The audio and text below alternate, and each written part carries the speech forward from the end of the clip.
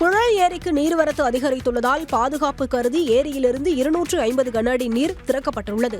கனமழை காரணமாக வினாடிக்கு 556 கன அடி நீர் வந்து கொண்டிருக்கிறது.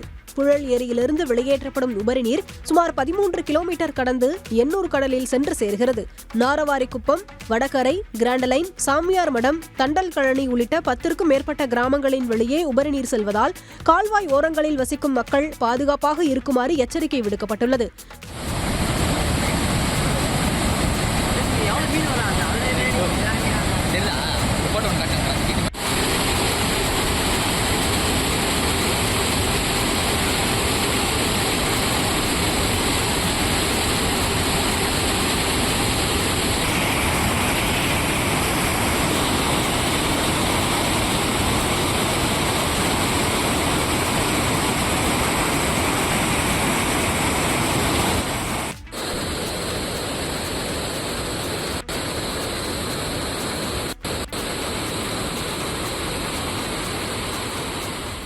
நீர்வரத்து அதிகரிக்கும் பட்சத்தில் உபரிநீர் திறப்பு மேலும் அதிகரிக்கப்படும் எனவும் தெரிவிக்கப்பட்டுள்ளது.